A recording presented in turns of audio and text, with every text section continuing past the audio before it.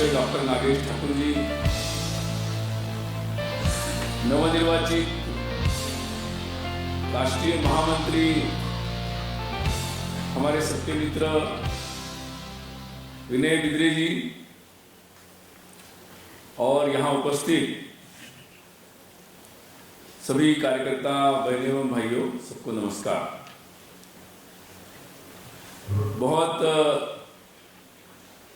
हर्ष का विषय है कि पवित्र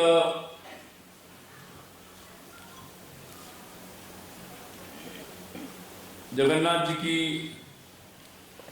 जो भूमि है उड़ीसा में हम सब लोग राष्ट्रीय दर्शन के निमित्त मिले हैं।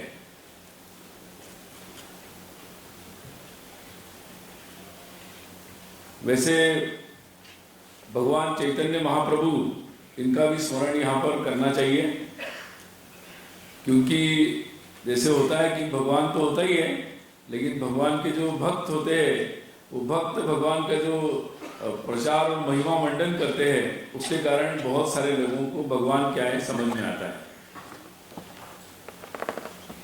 तो इस दृष्टि से जिन्होंने भक्ति का और समाज के सभी लोगों से एक प्रेम करो, कोई ऊंचा नीचा नहीं है, कोई गरीब अमीर नहीं है, तो भगवान की जो अमृत की धारा है रस की, वो सभी के लिए लेकर जाने का कार्य जिन्होंने किया, जो कार्य वास्तव में आज हम लोग भी करना चाह रहे हैं,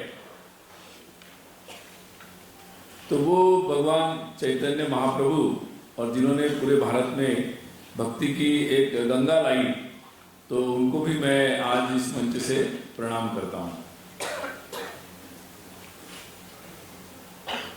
विद्यार्थी परिषद अब एक काफी बड़ा संगठन हुआ है और हम सब लोग भी बार बार अपने भाषणों में बड़े गर्व से कहते रहते हैं कि विश्व का, कल अपने महामंत्री जी भी कह रहे थे कि मुझे खुशी है कि विश्व के सबसे बड़े संगठन का मैं महामंत्री बना हूं और मेरी ये यात्रा यहाँ तक आई है। तो ये अपने महामंत्री नहीं, हम सब लोग मेंबरशिप में जाते हैं, तब भी हम लोग ये बात अपने एक क्लासरूम में अपना एक कार्यकर्ता बोलता है कि विद्यार्थी परिषद देश दुनिया का सबसे बड़ा विद्यार्थी संगठन है। और ये कहने के साथ ही उसकी हिम्मत जो है वो कई गुना हो जाती है। जब वो विद्यार्थी परिषद के नाम पर कहीं खड़ा होता है, कोई प्रश्न उठाता है, तो वो एक आत्मविश्वास के साथ खड़ा होता है। एक और बात महत्वपूर्ण होती है कि डर, आपके बड़े होने से लोगों को डर लगता है या आपके बड़े होने से लोगों को विश्वास आता है, एक ऐसा भाव आता है समाधान में कि अब ये है, कोई चिंता नहीं। तो विद्यार्थी परिषद के बारे में ये महत्वपूर्ण बात है कि ये केवल एक संख्या का झुंड नहीं है, तो ये एक ऐसा समूह है छात्रों का, जो समूह सच्चरित्र बनने का प्रयास कर रहा है, अपने देश और संस्कृति से जुड़ा है और बहुत कुछ अच्छा करने का इस देश के हित में, समाज के हित में उसका संकल्प है। ऐसा ये समूह है और जो समूह पीढ़ी दर पीढ़ी लगातार आगे बढ़ता चला जा रहा है। और इसीलिए विद्यार्थी परिषद का कार्य बढ़ना ये देश के लोगों के लिए, देशवासियों के लिए एक शुभ समाचार है, गुड न्यूज। और इसलिए विद्यार्थी परिषद की उपस्थिति से बहुत लोगों को एक विश्वास का भाव आता है, एक सुरक्षा का भाव अनुभव करते हो। एक अच्छा अनुभव उनको आता है। और आज बहुत सारे लोग, जब विद्यार्थी परिषद की स्थापना हुई तो चर्चा सोचते थे, और भी छात्र संगठन और आंदोलन के बारे में सोचते थे कि क्या विद्यार्थी संगठन कोई एक गंभीर संगठन हो सकता है, क्या एक सीरियस एक्टिविटी हो सकती है, या केवल तात्कालिक कुछ कर देना, बस यहां तक वो सीमित रह सकती है। ये कोई दूरगामी परिणाम ला सकती है, या कुछ बस इकट्ठा आकर कुछ हो हल्ला कर सकते हैं। इसके पास कोई सुनियोजित विचार हो सकता है, या बस उस समय की परिस्थिति के अनुसार कुछ करने के लिए उद्युक्त हुए ऐसे छात्रों का समूह बन सकता है। क्या इसको देश की परिस्थिति, देश की आवश्यकता, उससे कोई सरोकार है, समाज की परिस्थिति से कोई उसका संबंध है? मुझे लगता है कि हमने अपने स्थापना काल से जो यात्रा आगे बढ़ाई, उसने इन कई बातों को स्थापित कर दिया है कि हां, भारतवर्ष में यह संभव है कि एक विचार के आधार पर, देश प्रेम के आधार पर, संस्कृति की समझ के आधार पर, understanding about the culture, concern for the people, society, और केवल एक तात्कालिक कोई समस्या के समाधान के लिए नहीं, तो लंबे समय में देश की आवश्यकता, समाज की आवश्यकता, देश का विकास, देश का भविष्य, इसके बारे में दूरगामी एक लॉन्ग टर्म इंपैक्ट डाल सकते हैं। इस तरीके का छात्र आंदोलन इस देश में खड़ा हो सकता है, ऐसा संगठन खड़ा हो सकता है, ऐसा एक मजबूत, एक बेस स्ट्रॉन्ग फिलोसॉफिकल आइडियोलॉजी के आधार पर ऐसा एक मजबूत संकल्पबद्ध संगठन इस देश में विद्यार्थी परिषद ने खड़ा किया है। और हमने, हमारा जो नारा था स्टूडेंट पावर नेशंस पावर, छात्र शक्ति राष्ट्र शक्ति, उसको एक अर्थ में, एक मर्यादा तक हम लोगों ने सार्थक कर दिया है। आज बहुत सारे लोग हमारे बारे में व्याख्या कर रहे हैं। हम लोगों के अलावा भी बहुत सारे लोग बोलते रहते हैं कि व्हाट इज एबीवीपी। वो सामने आए हैं, वो बताते हैं कि एबीवीपी क्या है। कभी कभी गलत व्याख्याएं प्रस्तुत करते हैं हमारे राजनीतिक विचार के बारे में, हमारे तौर तरीके के बारे में, हमारे उद्देश्यों के बारे में। और बहुत सारे लोग ऐसे भी हैं कि जो समझ रहे हैं, ज्यादातर लोग ऐसे जो समझ रहे हैं, हमारा स्वागत कर रहे, हमें बुला रहे और हमारे साथ मिलकर कंधे से कंधा मिलाकर काम करने के लिए तैयार हैं। आज इसलिए बहुत जरूरी है, हमें समाज के पास जाना जरूरी है, विद्यार्थियों के पास इस बात को लेकर जाना जरूरी है कि हम क्या सोचते हैं, हमारी सोच क्या है, हमारी फिलॉसफी क्या है, हमारी आइडियोलॉजी क्या है, हमारा विचार क्या है। कौन सी ऐसी बातें हैं जिनके आधार पर हम अपनी बातों को तय करते हैं।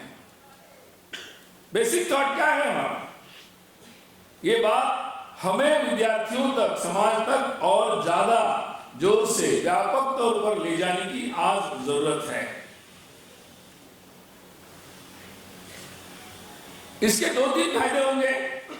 एक तो हमारी बात हमारे शब्दों में लोग समझेंगे,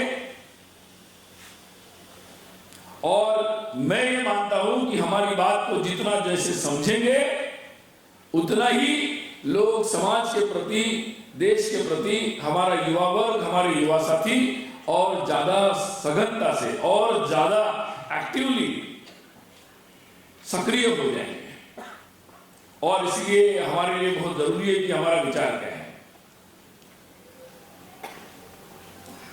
बहुत चर्चा होती है कि हिंदुत्व का विचार है, संघ का विचार है, बीजेपी का विचार है।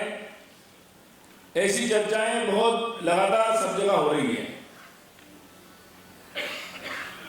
हमें कोई संकोच नहीं होना चाहिए कि हाँ हम संघ विचारधारा की है, और संघ का जो विचार है वो इस देश की, इस मिट्टी का है, इस देश का है।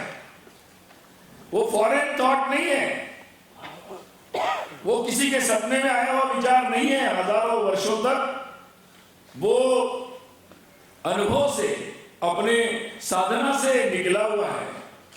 टेस्टेड होके, आज की भाषा में अगर बोलना है तो। और क्या हमारा विचार था? बहुत सारे लोगों को, क्योंकि बहुत सारी गलतफहमी फैली हुई है, इसलिए हमारी बात हमारे शब्दों में मूल रूप से रखने की जरूरत है। हमारा मूल विचार क्या था इस देश का? लोग बोलते हैं कि व्हाट इज इंडियन नॉलेज, हमारा भारत का ज्ञान क्या है, ऐसा पूछते हैं लोग।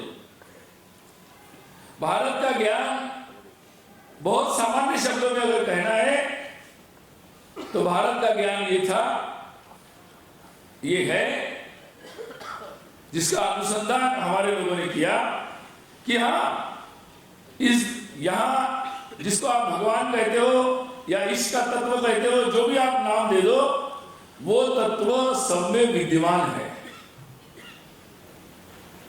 वो तत्व सब में है, that exists everywhere. Either you call it physical or organic, either you call it animal or plant or human being, वो सभी जगहों पर विद्यमान है। और इसीलिए ये सामान्य सा जो ज्ञान था, ये ज्ञान वैसे आज जो विज्ञान के जितने अनुसंधान हुए, पहले कहते थे एवरीथिंग सब अलग है, आज आ गया कि नहीं, सबके अंदर एटम है, एटम के अंदर इलेक्ट्रॉन, प्रोटॉन, न्यूट्रॉन है, और वो सब में होते हैं, सबकी अपनी गति होती है। पहले पता यार फिजिकल वस्तु है, इसमें गति नहीं है। अब पता चला कि एटम, प्रोटॉन, न्यूट्रॉन, ये सब तो मूवमेंट चलता रहता है इसका, और इसीलिए दिखती नहीं है, लेकिन अंदर गति है उसके अंदर, इट इज मूविंग। और इसलिए हमने कहा था कि इसमें सब में जीव है, कोई भी फिजिकल नहीं है। और आप लोगों ने, मैं कई बार उदाहरण देता हूं, आप लोगों ने एलिमेंट्स पढ़े होंगे कॉलेजेस में, स्कूल में। एलिमेंट्स के नंबर होते हैं और 1 से 1 तक वो नंबर चलते रहते हैं। गोल्ड का नंबर कुछ होता है, आयरन का कुछ नंबर होता है, नंबर होता है अलग अलग एलिमेंट्स का। तो होता क्या है, एटम, प्रोटॉन, न्यूट्रॉन का स्ट्रक्चर बदल दिया, आपका एलिमेंट अलग हो गया। वही बात थी कि एक ही तत्व है जो अलग अलग रूपों में प्रकट होता है, और इसीलिए ये दोनों का आपस में संबंध है। और इसलिए हमारे ज्ञान से ये निकला, that is our traditional knowledge, कि there is a strong relationship among us. Not only हमारे बीच में, मतलब केवल मनुष्यों के बीच में नहीं, सृष्टि के बीच में, प्राणियों के बीच में, सभी के साथ हमारा एक स्ट्रॉन्ग रिलेशनशिप बॉन्ड है। और इसलिए अलग अलग नहीं हो सकता। और इसलिए हमारे रंग रूप सब कुछ अलग हो सकता है, लेकिन हमारा एक स्ट्रॉन्ग बॉन्ड है। और इसलिए भौतिक बातों में भी वही है, हमारे अंदर भी वही है। और ये जो हमारा एक नॉलेज था, वो नॉलेज आपको प्राप्त होते ही जीवन के प्रति एक अलग दृष्टि मिलती है। You have a different vision for the life. और यही भारत का विजन था, जो विजन मिलने के बाद भारत में बहुत सारी रचनाएं अलग तरह से हुई। फिर हमारे रिश्तों की व्याख्याएं अलग हो गई, हमारा संबंध अलग हो गया। और इसके कारण एक आत्मीयता का संबंध हमारा सबसे बन गया। इसी के आधार पर हमारी सोसाइटी की रचना हुई। हमारा दृष्टिकोण प्राणी, पशु, पक्षी, पेड़ पौधे, नाले की तरफ देखने का दृष्टिकोण हमारा बदल गया और बहुत सारा एक अलग तरीके का विचार हमारे अंदर बना। और इसलिए ये जब एक भाव समाज के अंदर आता है, उसी के आधार पर हमारी इकोनॉमिकल प्रैक्टिसेस बनी, हमारी सोसाइटी स्ट्रक्चर बनी, हमारा परिवार की रचना बनी, हमारे दृष्टिकोण बना कि हम लोग पानी की तरफ कैसा देखेंगे, हम पौधों की तरफ कैसा देखेंगे, हमारा दृष्टिकोण बना हम दूसरे देश के लोगों के साथ कैसा देखेंगे, और वो दृष्टिकोण वसुधैव कुटुंबकम गया। कल भी बात हो रही। तो एक विचार आप जब लेते हैं तो एक विचार से एक तरीके की नई रचना बन जाती है। और इसलिए a different society with a specific different thought, and that is eternal thought, our society was formed. और वो we practice it for all thousands of years. आज इसी कारण से हम लोगों को अनुभव में आया कि शक्तिमान से शक्तिमान राजा भी लोगों के हित में काम करने लगता है अगर उसके पास ये धर्म हो। इसी को धर्म के रूप में व्याख्यायित किया गया। और ये धर्म जो है, इस धर्म के अनुसार अगर आप चलोगे, इस रिश्ते को अनुभव करोगे, तो आपका व्यवहार बदल जाएगा। व्यक्तिगत व्यवहार बदलेगा, समाज का व्यवहार बदलेगा, राष्ट्र का व्यवहार भी बदल जाएगा। Whole behavioral change will be there in your personality, in your society, in your family, and as a nation. और इसलिए इतना सुंदर विचार, एक सनातन विचार भारत से जन्मा और भारत ने उस पर हजारों वर्ष तक प्रैक्टिस किया। इसे ही आप सनातन विचार कह सकते हैं, इसे ही आप हिंदू चिंतन कह सकते हैं। लेकिन और इतने सुंदर विचार के बारे में बहुत सारी गलतफहमियां होने के कारण हिंदू का नाम लेते ही, सनातन विचार का नाम लेते ही लोग एक नए तरीके की कहानियां, मनगढ़ंत कहानियां गढ़ने लगते हैं, कहानियां बताते हैं, और जिसके कारण एक भय उत्पन्न करते हैं। संघ विचार क्या है? संघ विचार कोई बाहर से नहीं आया, मार्क्सवादियों जैसा बाहर से नहीं आया। संघ विचार इसी मिट्टी का जो ये विचार है, उसी के आधार पर प्राप्त परिस्थिति में जो करणीय कार्य है वो ध्यान में रखकर संघ की विचारधारा बनी। इसलिए संघ विचारधारा कोई एलियन नहीं है, कोई अलग नहीं है, यही धारा है। इसी को समय के परिस्थिति के अनुसार, आवश्यकता के अनुसार अलग अलग शब्दों में व्यक्त किया है।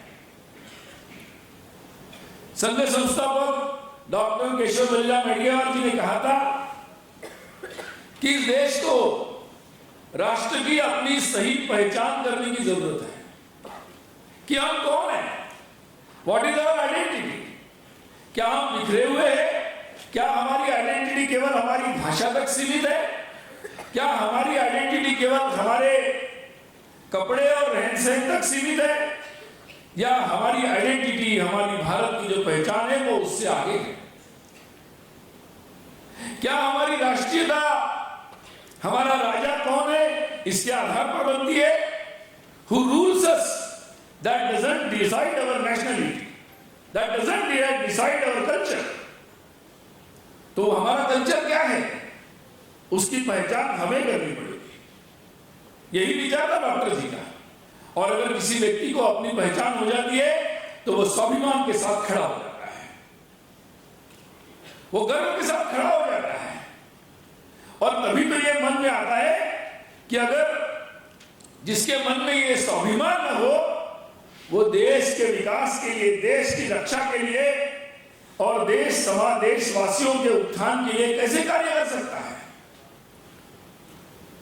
So RSS promoted this type of patriotism. इस प्रकार की देशभक्ति को संघ ने अपने विचार से प्रस्तुत किया और उसको प्रचारित किया। सामान्य लोगों ने इसको स्वीकृत किया है, इसीलिए कार्य बढ़ रहा है। लेकिन बौद्धिक जगत में आज भी बहुत सारा कंफ्यूजन है। समय के अनुसार 21वीं सदी में जैसी देशभक्ति की जरूरत इस देश को है, उसी देशभक्ति का झंडा संघ ने अपने विचार से लोगों के समाज के सामने रखा है। इसलिए that is most important and that is most relevant and most needed. और इसीलिए आज इसलिए राष्ट्रीयता के बारे में कहा कि राष्ट्र क्या है? राष्ट्र बनता है अपने संस्कृति के आधार पर। राष्ट्र का आधार हम कैसा सोचते हैं, हमारा दृष्टिकोण क्या है, हम अपने जीवन में कैसा व्यवहार करते हैं, महिलाओं के प्रति हमारी दृष्टि कैसी है, क्या हम उनको असमान मानते हैं या उनमें भी एक आध्यात्मिक भाव और उसी प्रकार की एक शरीर से अलग होगा लेकिन मन बुद्धि आध्यात्मिक दृष्टि से हम सब लोग एक ही यात्रा के प्रवासी हैं। यह विश्वास है हमारा, यह हमारी संस्कृति है। और इसलिए इस संस्कृति के आधार पर हमारा राष्ट्र की एकात्मता संभव है। इसी के आधार पर हमारा राष्ट्र हजारों वर्षों तक आगे बढ़ता चला गया। जब भारत का स्वर्ण युग था, सबसे ज्यादा अच्छा पूरी दुनिया में इसका नाम था, इसका एक समृद्धि थी, संपन्नता थी, तो वो समय तब था जब हम अपने इस संस्कृति के अनुसार अपने जीवन यापन करते थे। और इसीलिए आज के समय में जब हम आगे बढ़ना चाहते हैं, वो केवल आर्थिक समृद्धि नहीं, अगर संपन्नता चाहते तो इस संस्कृति की हमें जरूरत है। यही संघ का विचार है। संघ का विचार समाज को जोड़ने का है, तोड़ने का नहीं। इसीलिए संघ तो बनता ही संगठन के लिए है। संगठन करो, समाज को जोड़ो, सब प्रकार के लोगों को जोड़ो, ये संघ विचार है। व्यवस्थाओं को खराब करने का नहीं। संघ तो जहां व्यवस्था बिगड़ जाती है, भूकंप हो जाता है, कोई ऐसी बात हो जाती है जहां कोई व्यवस्था नहीं थी, वहां जाकर भी व्यवस्था बनाता है। इसलिए संघ का कार्य तोड़ने वाला नहीं, समाज को जोड़ने वाला, व्यवस्थाओं को बिगाड़ने का नहीं, व्यवस्थाओं को बनाने का है। To establish the arrangements for the welfare of the society. और इसीलिए समाज जब तक अपने जीवन मूल्य से, संस्कृति से नहीं जुड़ता, तब तक उसके अंदर वो अपने गौरवपूर्ण इतिहास से नहीं जुड़ता, तब तक वो अपने स्वयं को इतना एफिशिएंट नहीं मानता, इतना सक्षम नहीं मानता कि वो अपने राष्ट्र को खड़ा कर सके। और इसीलिए वो गौरव का भाव देशवासियों के अंदर बहुत जरूरी है। That is the spirit. जैसे शरीर होता है, खून भी है शरीर में, सब कुछ है, लेकिन आदमी मर गया तो स्पिरिट चला गया। हो सकता है we may have a lot of infrastructures, but if we lose the spirit of the nationality of patriotism, then the no time will require to destroy, demolish it. इसलिए वो हमारे लिए बहुत जरूरी है। इसलिए हमारा जो विचार है, इसको समझने की जरूरत है। लोगों को लगता है कि हमारा विचार दूसरों को नष्ट करने का नहीं है। हमारा विचार सर्वे भी सुविधा संतु है। विजिविषु वृत्ति चाहिए, छात्र वृत्ति चाहिए, एक वॉरियर की जैसा एक मन सबका चाहिए।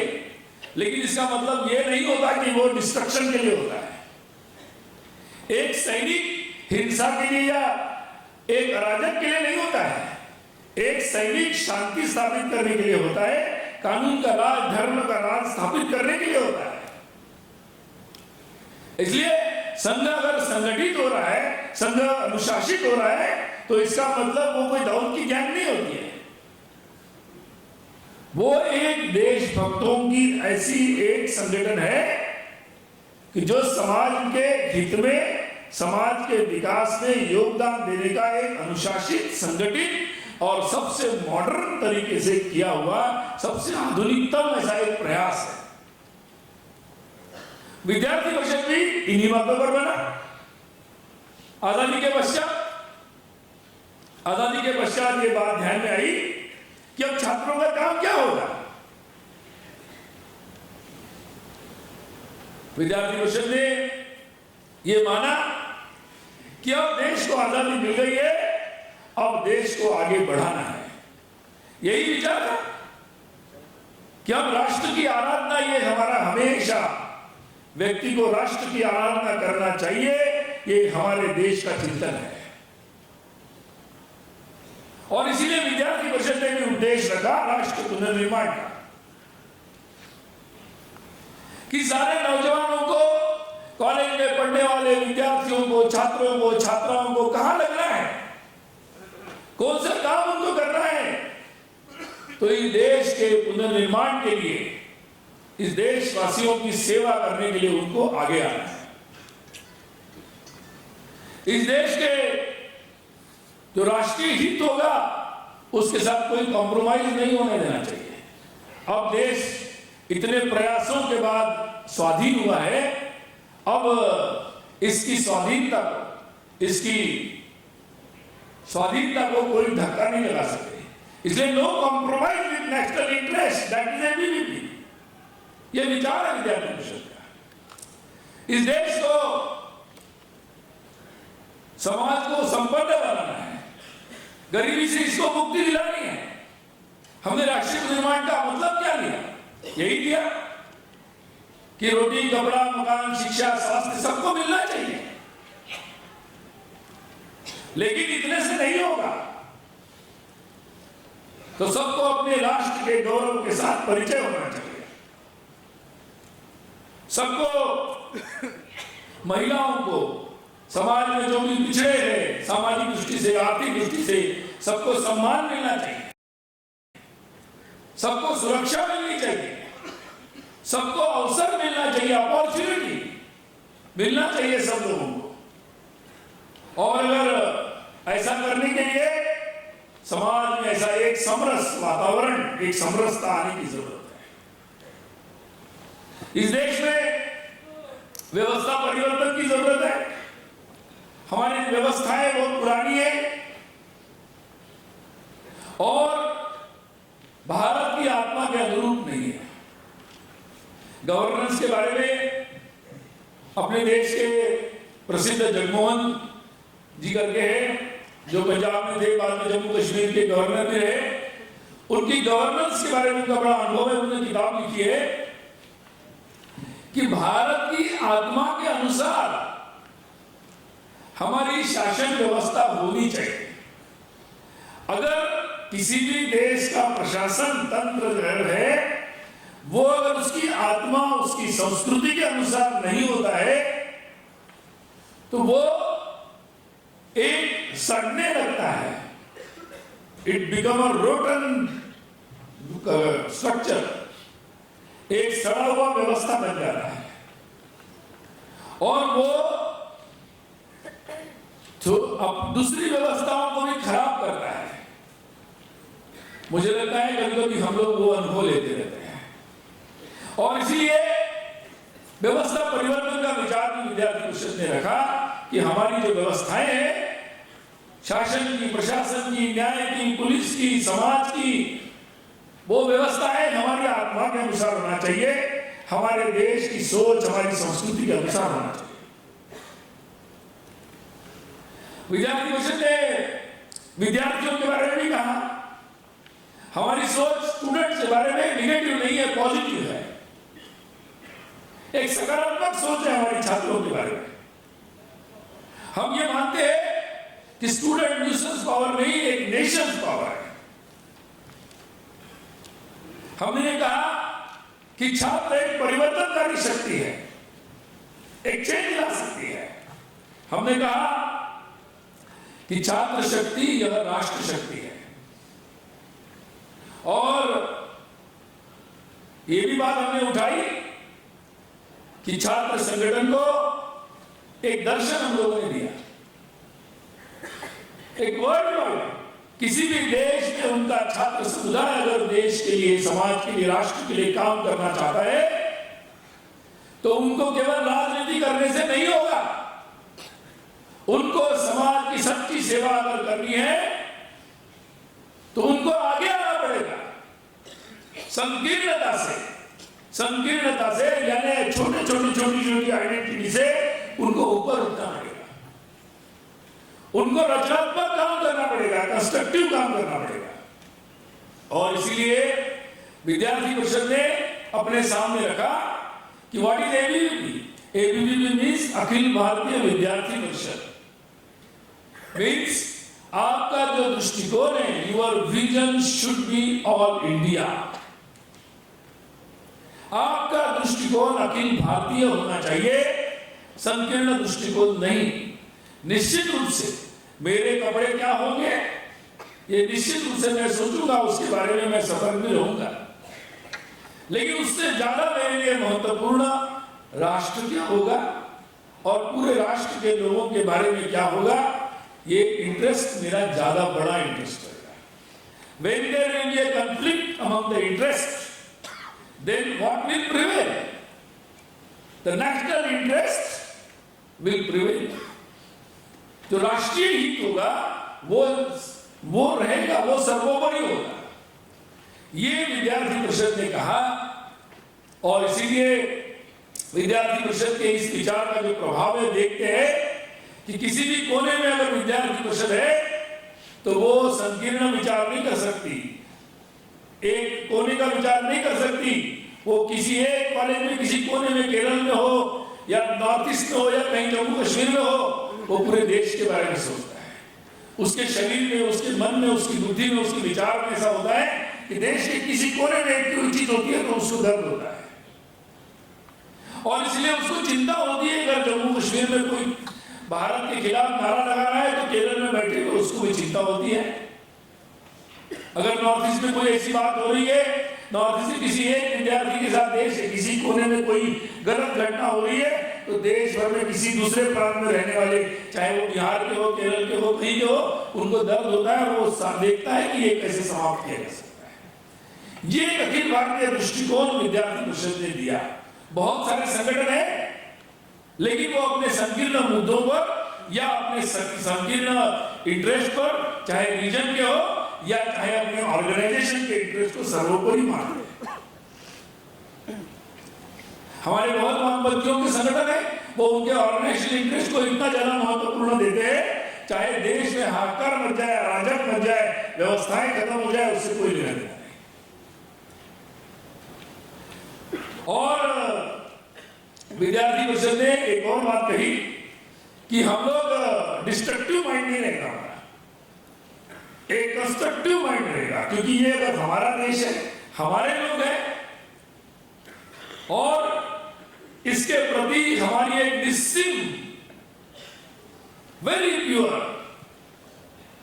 एक शुद्ध ऐसी राष्ट्रीय भक्ति हमारे पास है, तो फिर इस देश को, जैसे मेरा अपना देश है, तो फिर इसको संजो के रखना है, इसके साथ छेड़छाड़ नहीं की जा सकती।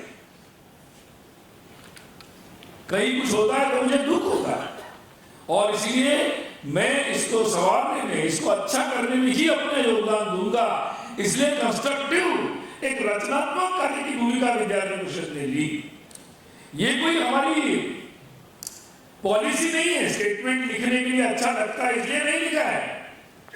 ये बिल्कुल हमारे विचार, जो हमारा सनातन विचार है, संघ विचार है, एबीवीपी का विचार है, उससे निकली हुई बात है, सब नेचुरल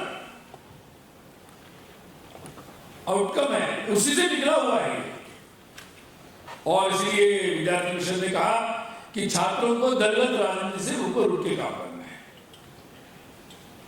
जब आप अखिल भारतीय दृष्टिकोण रखेंगे, जब आप रचनात्मक काम करना चाहेंगे और नेशनल इंटरेस्ट को सर्वोपरि रखना चाहते हैं, तो you have to come out of partisan politics.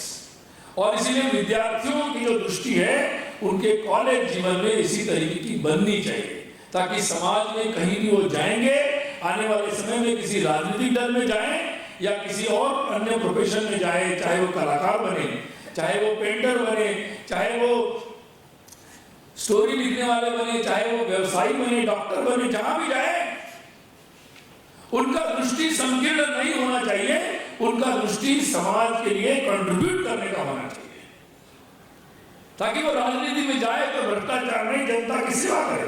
चाहे वो अधिकारी बने तो जनता की सेवा करे, चाहे वो प्रोफेशन में डॉक्टर बने या और कुछ बने तो जनता की सेवा करे। और इसलिए ये विचार विद्यार्थी परिषद ने सबके विद्यार्थियों के सामने रखा कि आप आदत डालो, आदत डालो। और इसलिए विद्यार्थी परिषद ने ये जो सारे विचार रखे, ये इसके आधार पर रखे। हम सब जानते हैं, पिछले दिनों एक वाक्य का उपयोग किया गया था, ABVP vision mission action. ABVP विद्यार्थी परिषद की दृष्टि क्या है, विद्यार्थी परिषद के संकल्प या क्या है, और उसके अभियान या गतिविधियां क्या है। ये सारी बातें जो है इस परिप्रेक्ष्य में है। विजन के बारे में अगर मैंने कहूं, बहुत सारी बातें मैंने कही है कि भारत एक सनातन राष्ट्र है, हमारा पक्का है विजन। भारत की एकात्मता जो है वो सर्वोपरि है। भारत की एकात्मता का आधार सांस्कृतिक है। Our concept of nationalism is cultural. उसका आधार हमारी संस्कृति है। भारत की जो जीवन मूल्य है वो भारत में जो शुद्ध भारतीय सत्य की खोज का जो अभियान चला था, शुद्ध भारतीय सत्य की खोज, द रियल ट्रूथ, इसके द्वारा जो लाइफ वैल्यूज हमारी निकली है, जो जीवन मूल्य हमारे निकले हैं, उन पर हम पूरी तरह विश्वास करते हैं। हमारे सामने कोई उच्च नीच नहीं है, हम सबको अमृत के पुत्र मानते हैं। विद्यार्थी परिषद का ये स्पष्ट मानना है, स्पष्ट विजन है। इसलिए हम उच्च नीच के भाव में विश्वास नहीं करते हैं। हम ये मानते हैं कि इस भारत का जो ज्ञान है, इस भारत की जो संस्कृति है, वो बहुत ही श्रेष्ठ है। वो भारत के लिए, दुनिया के लिए बहुत आवश्यक है। और इसीलिए उसका संरक्षण, उसका प्रोटेक्शन, उसका संवर्धन बहुत जरूरी है। और वो अगर होना है तो उसके लिए, जैसे एक आत्मा के लिए शरीर जरूरी होता है, तो भारत की भूमि उसका शरीर है। और इसलिए भारत की रक्षा, भारत की समृद्धि और भारत का आगे बढ़ना, ये हमारे लिए सर्वोपरि है। हमारी इतिहास के बारे में हमारी जो धारणा है वो गौरवपूर्ण धारणा है। We believe that our history, there are the things to be proud of. बहुत गौरव करने लायक हमारा इतिहास है, ये हमारा विश्वास है। हम ये मानते हैं, दुनिया के बारे में हमारी दृष्टि है वसुधैव कुटुंबकम। हमारा, हम स्वयं को भारत मां के पुत्र मानते हैं और उस भाव से इस देश की सेवा करना चाहते हैं। और इसलिए इस देश के जितने लोग हैं, वो चाहे गांव में रहते हो, शहर में रहते हो, पहाड़ों में, जंगल में, वो चाहे तथाकथित अगड़े हो, पिछड़े हो, अनुसूचित जाति हो, अनुसूचित जनजाति हो, पुरुष हो, महिला हो, गरीब हो, अमीर हो, सभी की चिंता ये हमारा कर्तव्य है। That is our duty for the welfare of all, everybody, that is our duty.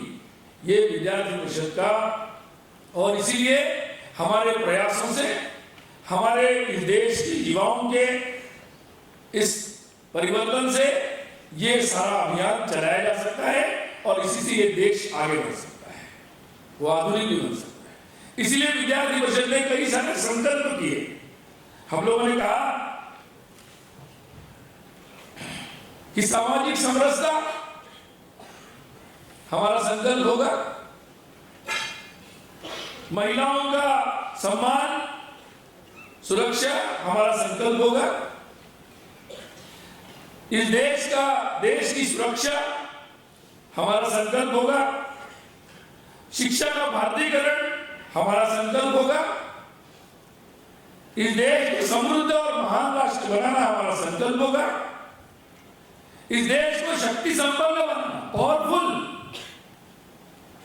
Economically, militarily, politically, everything, scientifically, in all fields उसको टॉप बनाना, शक्ति संपन्न बनाना हमारा कर्तव्य होगा। और इसलिए विद्यार्थी और साथ में ही परिषद ने एक महत्वपूर्ण बात कही, जो हमारे एक मिशन का पार्ट है, वो है कि व्यक्तित्व का निर्माण, एक चारित्र संपन्न व्यक्तित्व का निर्माण, क्योंकि हम ये मानते हैं कि चारित्र संपन्न व्यक्तित्व के निर्माण से ही समाज का निर्माण होगा और समाज के निर्माण से ही हमारे राष्ट्र का निर्माण उस तरीके से होगा। और इसीलिए विद्यार्थी परिषद ने अपनी जितनी गतिविधियां अगर हम देखेंगे तो ये गतिविधियां सारी इस परिप्रेक्ष्य में है, इस बैकग्राउंड में हमारी गतिविधियों को हमें देखना बहुत जरूरी है। हमारी गतिविधियां हम देखते हैं कि राष्ट्र का गौरव जिससे बढ़े वो गतिविधियां हमारी। कभी विवेकानंद के लिए अभियान करते हैं हम लोग, कभी शिवाजी महाराज के लिए अभियान करते हैं, कभी 1857 की लड़ाई, स्वतंत्र समरता, फर्स्ट वॉर ऑफ इंडिपेंडेंस, उसके लिए हम अभियान चलाते हैं, कभी वंदे मातरम के अभियान चलाते हैं, कभी सामाजिक समरसता के विषयों को लेकर अभियान चलाते हैं, अनुसूचित जाति जनजातियों के छात्रावास के लिए आंदोलन करते हैं, कभी देश की एकात्मता बढ़े, समृद्ध हो, इसके लिए सील जैसे अभियान हम लोग हाथ में लेते हैं। राष्ट्रीय सुरक्षा के लेकर कभी हम लोग चिकननेक पहुंच जाते हैं, कभी जम्मू कश्मीर पहुंच जाते हैं, और कभी अपने जिले में ऐसा कोई प्रश्न आता है तो उस पर भी खड़े हो जाते हैं। महिलाओं के सम्मान और सुरक्षा के लिए हम रास्ते पर उतर जाते हैं और अपने संगठन में भी वो बात लागू हो इसके लिए कटिबद्ध हो जाते हैं। एक उदाहरण प्रस्तुत करना चाहते हैं समाज के सामने। विद्यार्थियों की शक्ति, बुद्धि समाज के लिए लगे, देश के हित में लगे, चाहे वो कॉमर्स पढ़ रहा है, इंजीनियरिंग पढ़ रहा है, तो हम लोग दिन पे एक्सक्लूजन, एसएफडी, कितने सारे ऐसे अभियान चलाते हैं कि जिसके माध्यम से इस तरीके के विद्यार्थियों की शक्ति, बुद्धि समाज हित में लगे, देश के विकास में लगे। और इसीलिए सेवा के बहुत सारे उपक्रम हम चलाते हैं। अनुभूति जैसा कार्यक्रम हम हाथ में लेते हैं, अनुभव जैसा कार्यक्रम हाथ में लेते हैं, जिसके माध्यम से जनजाति समुदाय के जो प्रोफेशनल कॉलेज में पढ़ने वाले विद्यार्थियों को देश और समाज के हित में कार्य करने के लिए प्रेरित करते हैं। और इसीलिए समाज के किसी ने बहुत अच्छा कहा उस दिन जब पूर्वोत्तर के छात्र नेताओं की संसद हो रही थी, तो किसी ने कहा कि सही बात है, व्हाट इज एबीवीपी, तो इन्होंने कहा कि एबीवीपी ही ऐसा काम कर सकती है, ऐसे दूसरे संगठन के नेताओं को बुलाकर नॉर्थ ईस्ट के विकास के लिए सोच सकती है, क्योंकि एबीवीपी गोज बियॉन्ड पॉलिटिक्स। ये शब्द मैंने नहीं, उनके वहां आए हुए नेताओं ने उपयोग किया और मुझे लगता है कि वो हमारे लिए एक सही प्रशंसा थी। और इसलिए उस राजनीतिक संकीर्णता से भी आगे जाकर सोचने की वृत्ति मतलब विद्यार्थी परिषद है। और इसलिए आज इतना सब होने के बाद भी कुछ प्रश्न आता है। देश के सामने इतने सारे लोग प्रयास में लगे हैं, फिर भी कुछ लोगों को लग रहा है कि देश ठीक दिशा में नहीं जा रहा है, देश में इंटॉलरेंस है, इस तरीके की बातें उठ रही है। वो विषय तात्कालिक है, ऐसा मत मानिए। ये विषय एक वैचारिक संघर्ष है। मूलभूत बातों में अंतर के कारण ये समस्या आ रही है, जिसके बारे में हमें चर्चा करने की जरूरत है। परिस्थिति के बारे में भी सहमति पूरी पहले नहीं है। परिस्थिति के बारे में आकलन और विश्लेषण भी अलग है। हम लोग कह रहे हैं कि there is a alarming situation in the religious demography. कि that is not natural, but इसके बारे में अलग अलग विचार है देश में लोगों के। देश में इसको दृष्टि दोष है। बहुत सारे लोगों को लग रहा है कि सेकुलरिज्म खतरे में है। बहुत सारे लोगों को कुछ लोग यहाँ हमारे बुद्धिवादी लोग जो है वो प्रचारित करते हैं कि देश का अल्पसंख्यक असुरक्षित है। देखिए डिफरेंस कहाँ है। डॉक्टर बाबा साहब अम्बेडकर जी का एक भाषण हुआ था 20 नवंबर 1956 में काठमांडू में वर्ल्ड बुद्ध कॉन्फ्रेंस में। उन्होंने एक बात, उस भाषण छोटा सा है, आपको भी पढ़ना चाहिए। वो भाषण में उन्होंने एक बात साफ तौर पे कही थी कि समाज में गरीबी और पिछड़ापन है, लेकिन मेरे जो पिछड़े लोग हैं, दलित लोग हैं, जब तक उनके लिए बौद्ध का रास्ता है तब तक उनको मार्क्स की ओर जाने की कोई जरूरत नहीं है। ये उनकी महापरिनिर्वाण के 15 दिन पहले हुआ उनका भाषण है। अब मुख्य बात यही है जिस पर वास्तव में वैचारिक बहस हो रही है कि भाई रास्ता क्या होगा। गरीबी है, दूर करने का रास्ता क्या होगा। अन्याय है, दूर करने का रास्ता क्या होगा। महिलाओं के साथ कुछ अन्याय की स्थिति है, अवसरों की कमी है, रास्ता क्या होगा। इस देश में विकास का असंतुलन है, इम्बैलेंस इन डेवलपमेंट है, लेकिन सॉल्यूशन क्या होगा। हमारे देश में पंथों में कुछ विवाद हो सकते हैं, लेकिन उसका सॉल्यूशन क्या होगा। हमारे देश में विकास के बहुत सारे प्रश्न हैं, लेकिन उसके रास्ते क्या होंगे। हमारे देश में कुप्रथाएं हैं, गुड ट्रेडिशन है, बैड ट्रेडिशन भी है, कुप्रथाएं हैं, लेकिन उनको दूर करने का रास्ता क्या होगा। यह महत्वपूर्ण बात है। और हमारे देश में बहुत सारे रास्ते लोग चला रहे हैं। महत्व का विषय है, हमें दूसरों से सीखने में कोई प्रॉब्लम नहीं है। ज्ञान तो दुनिया में कहीं भी लिया जा सकता है, दुनिया में कहीं से भी ज्ञान लिया जा सकता है, लेकिन हम दूसरों की कॉपी नहीं कर सकते, नकल नहीं कर सकते। हमें अपने रास्ते, अपने परिस्थिति, अपना ज्ञान, अपने अनुभव और हमारे मन में भविष्य के बारे में अपनी कल्पनाएं क्या है। We cannot take the dreams from others.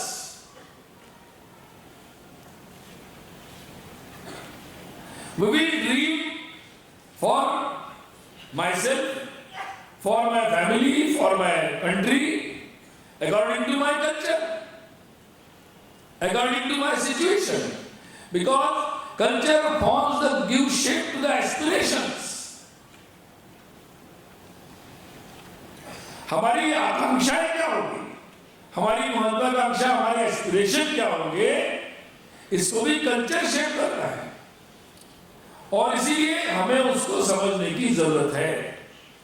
और इसीलिए स्वामी विवेकानंद ने, बहुत लोग कहते थे कि सारे, अब इसमें भी डिफरेंस है। कुछ सब लोग, स्वामी विवेकानंद के समय भी ये समस्या थी। कुछ लोग कहते थे कि जो भी समस्या है वो हमारे धर्म और संस्कृति में है। अगर हमें आगे बढ़ना है तो ये धर्म संस्कृति को पीटो, इसको भगाओ, तब हम आगे बढ़ जाएंगे। और इसीलिए अभी भी कुछ लोग, समस्या वही है आज भी, अभी भी जो हमारे बौद्धिक जगत के लोग हैं वो लोग लगे हैं कि सारा दोष हिंदुत्व में, सारा दोष भारत की संस्कृति में, सारा दोष भारत की परंपराओं में ढूंढते हैं। मायोपिया है, दृष्टि दोष हो गया उनको लगता है the problem where problem lies, problem lies in Hindu religion, problem lies in Hindu tradition, problem lies in our history. और इसीलिए आज भी वो डंडा लेकर खड़े हो जाते हैं टीवी चैनलों पर, एकेडमिक्स में, लिखने में, कहीं भी खड़े हो जाते हैं। और हम लोग क्या कह रहे हैं? डिफरेंस क्या आता है? हम लोग कह रहे हैं कि नहीं भैया, solution lies in our tradition, solution lies in our traditional knowledge, solution lies in our ancient best practices। ये एक्चुअली प्रॉब्लम है, यही हमारी लड़ाई का क्षेत्र है। दिस इज अ बैटलफील्ड, और इसीलिए उन्हीं बातों पर हमें ज्यादा से ज्यादा सोचने की और चर्चा करने की जरूरत है। विवेकानंद ने यही कहा था, विवेकानंद ने कहा था कि हमें अगर अपना सॉल्यूशन निकालना है तो हमें अपने ज्ञान, अपने महापुरुष, अपना इतिहास, उसमें झांकना पड़ेगा और उसके आधार पर नए सॉल्यूशंस निकालने पड़ेंगे। और इसलिए ये जो संघर्ष है, इसको आप तात्कालिक मत समझिए, इसको टेम्पररी मत समझिए। ये ऊपर ऊपर में तो समाप्त हो जाता है, लेकिन दूसरे दूसरे मायावी रूपों में, जैसे रावण होता था, लगता था मर गया, फिर आता था दूसरे रूप में। लाइक दैट, जब तक ये बेसिक प्रॉब्लम सॉल्व नहीं होती, जैसे किसी के बॉडी में इंफेक्शन है, आपने ऊपर से दवा भी दिया, एलोपैथिक दवा देकर, तो दोबारा आ जाएगा। और हमारे देश में तो कुछ लोग ऐसे हैं, दूसरों की इतनी नकल करते हैं, यानी दूसरे को ठंडी बज रही है तो ये स्वेटर पहनते हैं। अरे भैया, उसको बुखार आया होगा इसीलिए वो ठंडी बज रही होगी उसको, तुम अपना देखो ना, ठंडी है तो स्वेटर पहनो ना, अभी क्यों पहन रहे हो? लेकिन हमारे देश में कई विचारवंत ऐसे हैं, बड़े बड़े आइडियाबाज बनते, लेकिन उनको पता ही नहीं चलता। अभी मैं कई लोगों को पूछता हूँ कि भैया ठंड तो बज रही है, तुम स्वेटर भी पहन रहे हो? नहीं, उनको भी बज रही है, उनको बुखार आया भैया इसीलिए बज रही है, तुमको पहनने की जरूरत नहीं है। तो दिस इज द प्रॉब्लम, ये प्रॉब्लम है। और इसीलिए महत्वपूर्ण है कि फील करना पड़ेगा कि हम कौन है, हम क्या है। और इसलिए हमारा विचार जो है, मूलभूत दृष्टि, इसको लोगों के सामने रखना बहुत जरूरी है। और इसलिए नेशन के बारे में, इसलिए दूसरों के चश्मे से आपका नंबर अलग है भाई, उनका अलग है। अब कुछ लोग भाई कि उन्हीं का चश्मा लगा रहे हैं, लोग दिख नहीं रहा है, अरे भैया तुम चश्मा बदल दो, सामने का कागज ठीक लिखा हुआ है। This is problem with our so called intellectuals, they have different, दूसरे का चश्मा लगाया, they are using the other specs, number is different, so they know no, I am not looking properly। अरे भाई, ये लिखा properly है, you are not reading properly, that is the problem।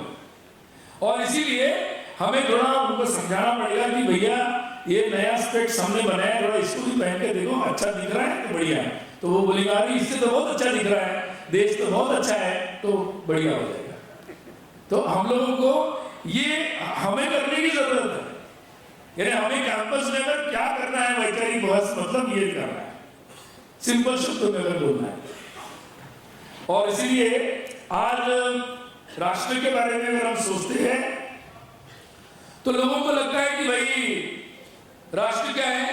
अब लोगों ने जर्मन का राष्ट्रवाद देखा, वंश का राष्ट्रवाद देखा, ब्रिटेन का राष्ट्रवाद देखा, फ्रेंच का राष्ट्रवाद देखा, तो लोग चिल्लाने लगते हैं कि भाई ये राष्ट्रवादी आंदोलन है, मतलब ये दूसरों के लिए खतरा है। क्योंकि nationalism in the history it has a very bad name for it. अरे भाई, हिस्ट्री तुम 200 साल की देख रहे हो, थोड़ा किताब आगे पीछे जाओ ना। नेशनल, राष्ट्र ये एक बहुत पवित्र कल्पना है, और राष्ट्र के लिए समर्पित होना एक बहुत आध्यात्मिक बात है। ये आसान नहीं है व्यक्ति को अपने स्वार्थ से उठकर राष्ट्र के हित में काम करना, एक बहुत ऊंची बात है। और हमारी जो राष्ट्र की कल्पना आई, वो राष्ट्र की कल्पना इंक्लूसिव है। देखिए, हमने ये समझा कि ये मेरे है, ये मेरे है, ये मेरे है, है, तो इट इज एक्सपांडिंग और लोगों को शामिल कर रही है, आगे बढ़ रही है। ये नहीं, पूरा विश्व मेरा परिवार है, world is a family. It is inclusive. Exclusive nationalism नहीं है कि ये मेरा राष्ट्र है, बाकी सबको भगाओ, एक्सक्लूड करो। नो, वो नेशनलिज्म इसलिए खतरा था बिकॉज इट वॉज एक्सक्लूसिव। हमारा नेशनलिज्म ये इंक्लूसिव है, मतलब एक्सपेंशनिस्ट नहीं है, प्रसारवादी नहीं है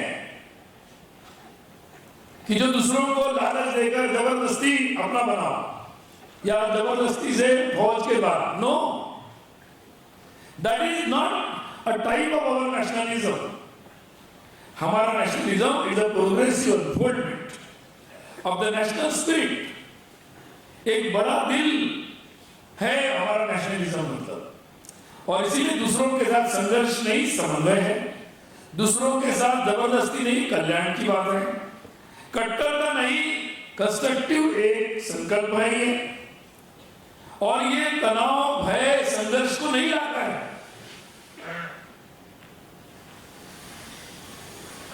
तो ये तनाव से मुक्ति, शांति, पीस और समन्वय से विकास, द डेवलपमेंट विथ कोऑपरेशन,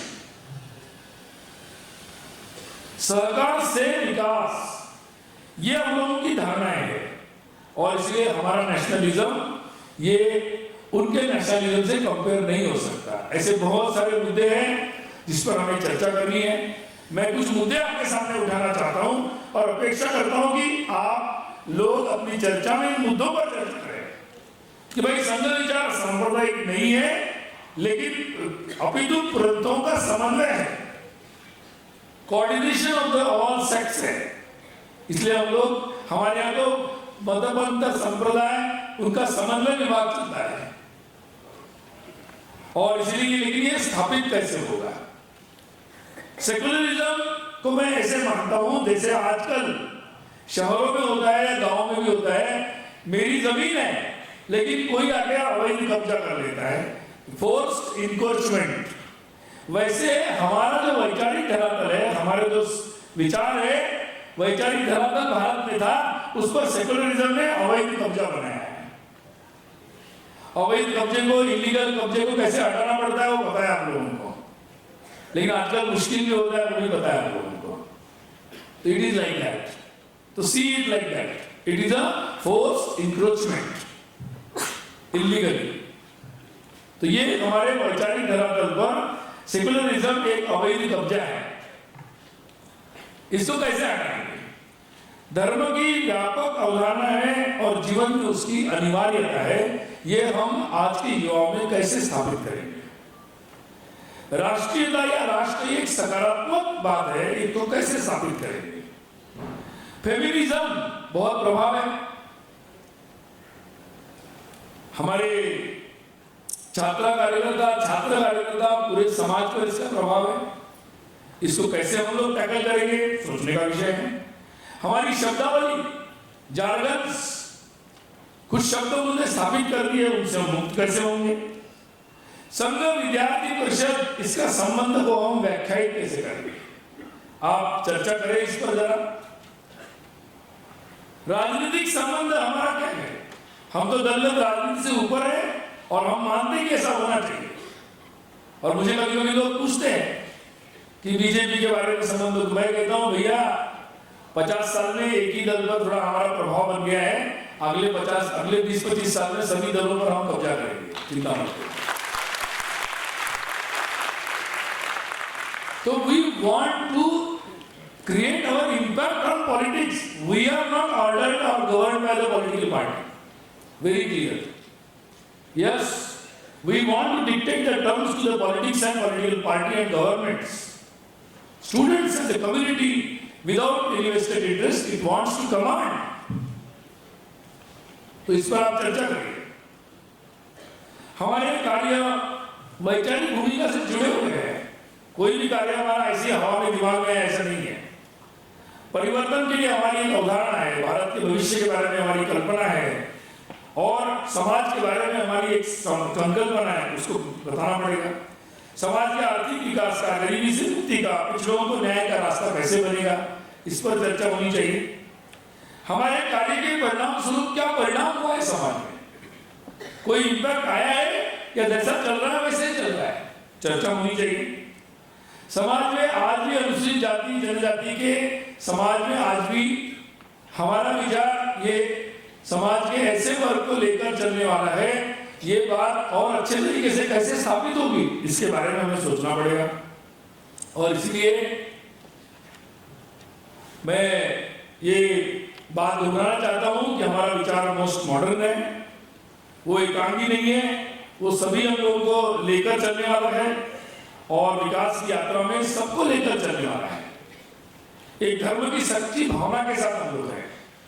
संकीर्ण पांथिक अवधारणा, एक लिमिटेड इस तरह की भावना से हम लोग संबंधित नहीं है और हमारा आधार है भारत के प्रति एक निश्चित भारत भक्ति, इस देशवासियों के प्रति एक अपनापन, एक आत्मीयता। और उसका रास्ता क्या है? तो उसका रास्ता अब एक समाज के प्रति प्रेम, आत्मीयता और स्वयं का परिश्रम और त्याग और समर्पण, ये हमारे रास्ते हैं हमारे देशभक्ति। और इसलिए हम निश्चित रूप से एक देश को एक स्ट्रॉन्ग, एक प्रॉस्परस और एक ग्रेट नेशन हम बनाएंगे। एक शक्ति संपन्न, संपूर्ण, समृद्ध और महान देश हम जरूर रूप से बनाएंगे, ये हमारा संकल्प है। और इस संकल्प को बार बार दोहराते हुए आने वाले समय में हमारे विचार में कोई खोट नहीं है। हमारा विचार एकदम 100% शुद्ध, रिलीवेंट और आज के लिए मोस्ट नीडेड है। इसलिए इस आत्मविश्वास के साथ जो मूलभूत चश्मा बदलने के कारण या मूलभूत दृष्टि दोष के कारण जो समस्या आ रही है, इसका समाधान हमें कैंपसों में वैचारिक बहस उत्पन्न करके और अपनी बात स्पष्ट रूप से बताकर इसका समाधान निकालना पड़ेगा। अभी हम लोग जब गट में चर्चा के लिए जाएंगे तो मैं आपसे अपेक्षा करता हूं कि आप इसके अनुसार बहुत विस्तार से चर्चा करेंगे और आपके चर्चा का जो सारांश होगा फिर शाम को मैं पुनः एक बार आप सबके सामने अलग अलग गटों में जो चर्चाएं हुई है और उसमें जो प्रश्न उत्पन्न हुए, जो विचार निकले, नए सुझाव आए, उसको मैं एक बार समग्र रूप से आपके सामने पुनः रखूंगा। जय हिंद, जय भारत।